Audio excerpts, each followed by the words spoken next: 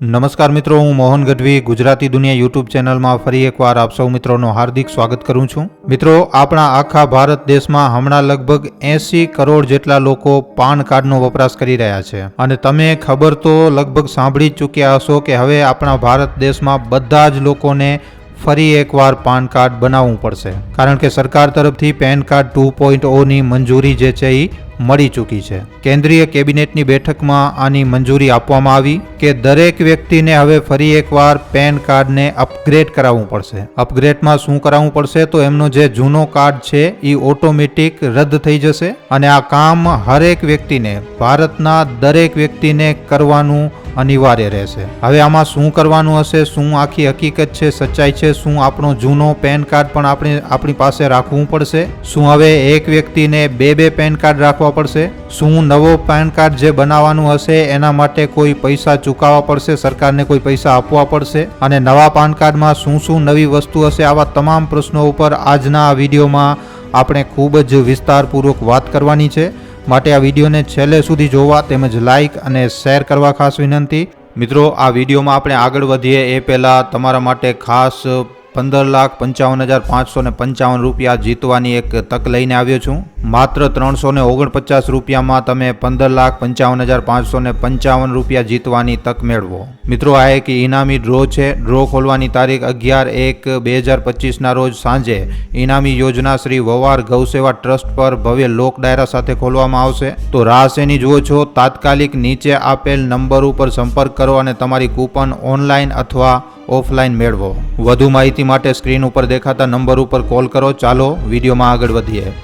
જો મિત્રો, તમારી જાણકારી માટે કહી દઉં કે પહેલાં જે તમે પેન કાર્ડનો જે વપરાશ કરતા હતા, તમારી પાસે પેન કાર્ડ જરૂર હશે, અને જે લોકોની પાસે હમણાં આજની તારીખમાં પેન કાર્ડ નથી, તો જે લોકોની પાસે પેન કાર્ડ છે એમને તો પોતાનું પેન કાર્ડ હવે નવી રીતે અપગ્રેડ કરાવવાનું રહેશે, અને જે લોકો પાસે પેન કાર્ડ નથી તો હવે એ લોકો જ્યારે પેન કાર્ડ બનાવશે તો એમને આ નવો અપગ્રેડ પેન કાર્ડ મળશે. હવે પેન કાર્ડ અપગ્રેડમાં શું શું કરાવવાનું છે તે વિશેની માહિતી તમને આપી દઉં. તો મિત્રો, આનો જે નામ છે, જે નામ રાખવામાં આવ્યું છે એ છે પેન કાર્ડ 2.0, જે બિલકુલ પૂરી રીતે ડિજિટલ જમાનાના હિસાબે એકદમ ડિજિટલ રહેશે. તમને જણાવી દઈએ કે આ જે અપગ્રેડ નવો પાન કાર્ડ આવશે એમાં તમને QR કોડ આપવામાં આવશે. QR કોડ મિત્રો, મતલબ કે હમણાં સુધી તમે જોયું હશે કે જે પેન કાર્ડ તમારી પાસે હશે એમાં તમારું નામ, પિતાનું નામ, ડેટ ઓફ બર્થ, તમારું સિગ્નેચર, પેન કાર્ડ અને ફોટો, આ વસ્તુઓ સિવાય એ પેન કાર્ડમાં તમારો બીજો કાંઈ પણ વસ્તુ, કાંઈ પણ ડિટેલ નથી હોતી. જૂના પેન કાર્ડની વાત કરી રહ્યો છું. પણ હવે જે અપગ્રેડ આવ્યો છે એમાં હરેક પેન કાર્ડ ઉપર QR કોડ રહેશે. હવે QR કોડથી શું થશે તો આના ઉપર જ્યારે તમે સ્કેન કરશો તો આમાં તમારી પૂરેપૂરી ડિટેલ રહેશે. તમારી પૂરેપૂરી બધી ડિટેલ આ QR કોડની અંદર રહેશે. મતલબ કે હવે કાંઈ પણ સંતાડીને નહીં રહે. હમણાં આજની તારીખમાં જે વસ્તુઓ તમને પેન કાર્ડ ઉપર નથી જોવા મળતી એ બધી વસ્તુઓ હવે તમને QR કોડની અંદર જોવા મળશે તમારા મોબાઈલની અંદર. પેન કાર્ડ ઉપર નવો QR કોડ આવશે અને એના દ્વારા તમે આ બધી ડિટેલ જોઈ શકો છો. તો સૌથી પહેલાં એક તો આ અપગ્રેડ રહેશે, અને એના પછી પેન, ટેન અને ટીન, આ ત્રણેય વસ્તુઓને મિત્રો એક જ પોર્ટલ ઉપર લાવી દેવામાં આવ્યું છે. મતલબ કે જે કારોબારી છે, જે બિઝનેસમેન છે, જે વ્યવસાય કરે છે, જે લોકો ભારતના ટેક્સ પેયર છે, એ લોકોને હવે કોઈ મુશ્કેલીઓનો સામનો નહીં કરવો પડે, કારણ કે આ બધી વસ્તુઓ એક જ જગ્યામાં હશે. પણ જે લોકો આ બધી વસ્તુઓનો બિઝનેસ નથી કરતા, એમનો ખાલી પાન કાર્ડ હશે, આમ છતાં પણ એમના પેન કાર્ડમાં અપગ્રેડ કરાવવું ખૂબ જ જરૂરી હશે, અને એમનો પેન કાર્ડ પણ નવી રીતે અપગ્રેડ કરાવવું જ પડશે. અને આના માટે મિત્રો સરકારે 1,400 કરોડની મંજૂરી આપી દીધી છે. હવે 1,400 કરોડની શું કામ મંજૂરી આપવામાં આવી છે એ તમને જણાવી દઉં. તો આ જે હવે નવો જે પેન કાર્ડ તમારો બનશે, જે નવી રીતે તમે અપગ્રેડ કરાવશો, એમાં તમને કોઈ પણ પ્રકારનો કોઈ શુલ્ક નહીં ચૂકવવું પડે. મતલબ કે આના માટે તમને કોઈ પૈસા આપવાની જરૂર નથી. ઘણા બધા લોકોના મનમાં એમ પ્રશ્ન હશે કે પૈસા લાગશે, અપગ્રેડ કરાવવાના પૈસા લાગશે. તો તમને જણાવી દઉં કે કોઈ પણ વ્યક્તિને કોઈ પણ જાતનું કોઈ 1 રૂપિયો પણ ચૂકવવાનું નથી. અને આ જે પ્રક્રિયા હશે એ પૂરી રીતે ઓનલાઈન હશે. તમે ઓનલાઈન પોતાની રીતે પણ કરી શકો છો પોર્ટલ ઉપર જઈને, કાં તો પછી તમે CSC સેન્ટર, કાં તો તમે જ્યાં પાન કાર્ડ બનાવો છો અથવા સાયબર કેફે, ગમે ત્યાં જન સુવિધા કેન્દ્ર, નાગરિક સુવિધા કેન્દ્ર, ગમે ત્યાં જઈને તમે તમારો પાન કાર્ડ અપગ્રેડ કરાવી શકો છો. જ્યાંથી તમે પેન કાર્ડ બનાવો છો, જ્યાંથી અપગ્રેડ કરાવો છો, તો ત્યાં તમને ઓનલાઈન અપ્લાય કરવાનું છે અને જે તમારો નવો અપગ્રેડ પેન કાર્ડ હશે એ તમારા ઈમેલ ઉપર આવી જશે. આ તમારા ઈમેલ ઉપર આવી જશે અને ત્યાંથી તમે આને ડાઉનલોડ કરી શકો છો. પણ અહીંયા સૌથી મહત્વનો પ્રશ્ન મિત્રો, કે જો તમે ફિઝિકલ પેન કાર્ડ માંગો છો, જો તમે કાર્ડ તમને જોઈએ છે તમારા હાથમાં, તો જ્યારે તમે કાર્ડ મંગાવશો તો કાર્ડ માટે તમને શુલ્ક ચૂકવવું પડશે, રૂપિયા ભરવા પડશે. આના માટે તમને 50 રૂપિયા એ કાર્ડના અને 15 રૂપિયા ડાકનો ખર્ચો, મતલબ કે કાર્ડ મંગાવવા માટે તમને 65 રૂપિયા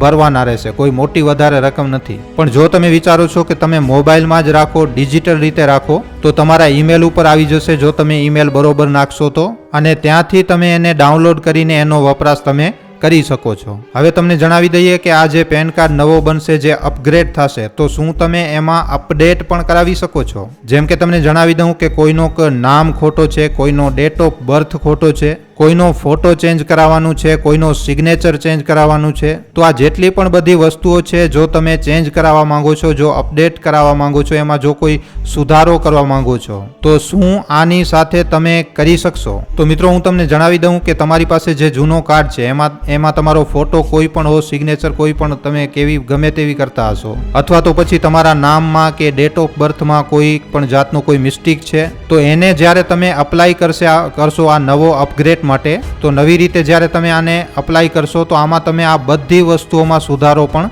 કરી શકશો. અને આ વસ્તુ પૂરી રીતે તમારા ઉપર નિર્ભર રહેશે. આના માટે કોઈને પણ કોઈ રોકવામાં નથી આવ્યું. પણ એક વસ્તુ છે કે આના માટે તમને અલગથી અપ્લાય કરવાનું છે. હમણાં જે વ્યક્તિને જે વસ્તુ કરવાની છે, નામ અપડેટ કરાવવાનું છે, ફોટો ચેન્જ કરાવવાનું છે, તો એ વ્યક્તિ હમણાં જ પોતાની ગમે એ વસ્તુ જો ચેન્જ કરાવવાની હોય, નામ હોય, ડેટ ઓફ બર્થ હોય, ફોટો હોય, સિગ્નેચર હોય, તો હમણાં જ્યારે તમે અપગ્રેડ માટે અપ્લાય કરશો એનાથી પહેલાં જ કરાવી નાખવું. જો તમે હમણાં પહેલાંથી જ કરવા માંગો છો તો પહેલાં પણ કરી શકો છો, અને જો તમે અપગ્રેડ કરાવવા માટે અપ્લાય કરશો ત્યારે કરવું હોય તો ત્યારે પણ આ વસ્તુઓ તમે કરી શકશો.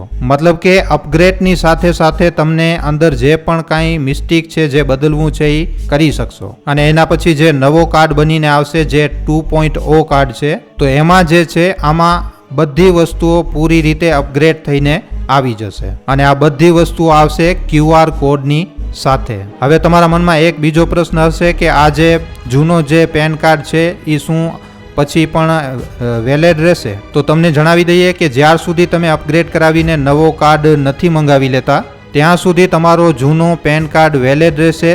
જેવી રીતે છે એવી રીતે કામ કરશે. મતલબ કે જ્યાં જ્યાં તમારા પાસેથી પેન કાર્ડની કોપી માંગવામાં આવે છે ત્યાં બધી જગ્યાએ આ ચાલતો રહેશે. બધી જગ્યાઓ ઉપર તમારો પેન કાર્ડ, જૂનો પેન કાર્ડ સ્વીકાર કરવામાં આવશે જ્યાં સુધી તમે અપગ્રેડ ન કરાવી લ્યો ત્યાં સુધી. મતલબ કે જો હમણાં તમને બેંકમાં એકાઉન્ટ ખોલાવવો હોય તો તમે તમારા પાસેથી પેન કાર્ડની કોપી માંગશે તો તમે આ જૂના કાર્ડની કોપી પણ આપી શકો છો, અને એ લોકોને સ્વીકાર કરવું પડશે. આના સિવાય ગમે ત્યાં પેન કાર્ડની જે ઉપયોગિતા છે ત્યાં તમારા પાસેથી પેન કાર્ડની કોપી માંગવામાં આવે છે તો ત્યાં પણ સ્વીકાર કરવામાં આવશે. તો જૂનો જે પેન કાર્ડ છે એને કેન્સલ નથી કરવામાં આવ્યું, રદ નથી કરવામાં આવ્યું.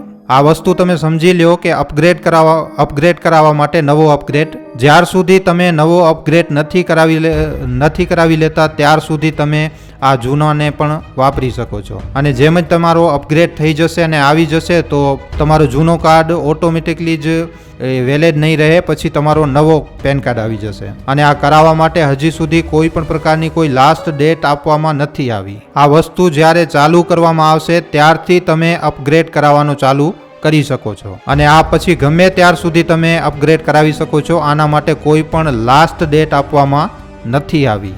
જો તમે ચાહો તો હમણાંથી જ તમે અપ્લાય પણ કરી શકો છો. તો મિત્રો, પેન કાર્ડના વિષયમાં જે તમે જોઈ રહ્યા હતા, આજે 2-3 દિવસથી આ ચર્ચા ચાલુ છે, જે તમે સર્ચ પણ મારી રહ્યા છો ગમે ત્યાં કે આમાં શું શું હવે કરવાનું રહેશે. આ બધી માહિતી આજના આ વિડીયોના માધ્યમથી મેં તમને ખૂબ જ ડિટેલમાં જણાવવાની કોશિશ કરી છે. પૂરેપૂરી ડિટેલ આ વિડીયોમાં તમને આપી દેવામાં આવી છે. હવે મને નથી લાગતું કે આના પછી પણ તમારા મનમાં કોઈ સવાલ કોઈ પ્રશ્ન હશે. તો મિત્રો, આ કોઈ એટલી મોટી ખાસ વસ્તુ નથી કે તમને ગભરાવાની કોઈ જરૂર નથી. પેન કાર્ડથી સંબંધિત કોઈ પણ પ્રકારના કોઈ કન્ફ્યુઝનની જરૂરત નથી. અહીંયા આ એક ખૂબ જ નોર્મલ પ્રક્રિયા છે. જેમ કે તમે પેન કાર્ડ અપ્લાય કરો છો, અપગ્રેડ કરાવો છો, એવી જ રીતે બિલકુલ એવી જ રીતે તમને અપ્લાય કરવાનું રહેશે. ફરી એકવાર તમારા ઈમેલ ઉપર આવી જશે. આ વસ્તુમાં કોઈ પણ પ્રકારની કોઈ ચિંતા કરવાની તમને જરૂર નથી, બિલકુલ પણ નથી. તો મિત્રો, આજનો આ વિડીયો તમને કેવો લાગ્યો છે? પેન કાર્ડ સંબંધિત જો કોઈ પણ પ્રશ્ન હજી પણ તમારા મનમાં છે તો નીચે